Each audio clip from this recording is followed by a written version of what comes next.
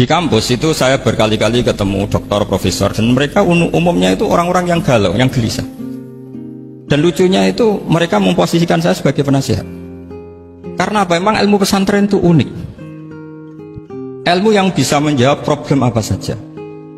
Mereka misalnya tanya begini, Pak Bahak, saya ini orang kampung, yang bapak saya itu utun, katanya. Utun itu lugu.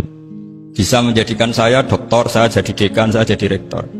Tapi setelah di kota, dengan sekian ilmu yang saya pelajari dari Eropa, dari Amerika, sekedar anak saya tidak narkoba itu sudah susah. Kok ranking? Nggak dengar anak saya ditangkap BNN itu sudah seneng saya. Artinya apa? Dia sadar ternyata kearifan lokal yang dididik para kiai menjadikan anak-anaknya jadi profesor, jadi dokter. Tapi dengan ilmu kedoktorannya, orang menjadikan anaknya ranking itu susahnya bukan main. Karena nggak ada kearifan. Ilmu yang mereka anggap adalah dianggap ya, tentu tidak hakikat, eksak. Eksak saja sebetulnya tidak juga subjektivitas mereka. Kita bisa membuktikan ke khalayak ramai kalau kita tidak kalah. Khawarizm Al-Jabar terkenal di barat, Avicenna atau Ibnu Sina itu ya dengan ilmu-ilmu umum. Dan mereka fasih sekali menerangkan ilmu medis, ilmu apa. Fasih sekali. Sehingga ketika sekarang teknologi katanya adanya di barat, di Eropa, sebenarnya mereka itu kagum sama Islam. Karena mereka ngakui bahwa di antara ilmu itu dari Islam, zaman Khawarizm, zaman Al-Jabar, zaman Avicenna, zaman Ibnu Rus dan sebagainya.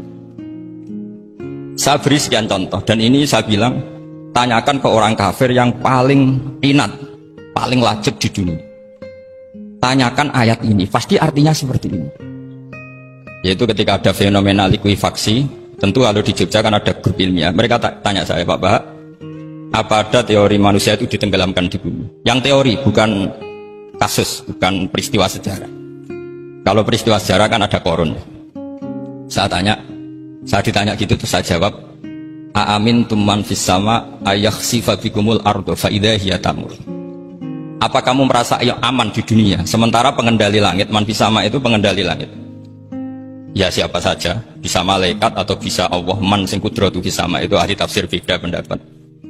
Yang nggak beda, yang nggak pernah nafsiri gitu. Jadi yang nggak beda karena nggak pernah nafsiri. Ayak sifat bikumul ardo, bahwa bumi ini bisa ditenggelamkan.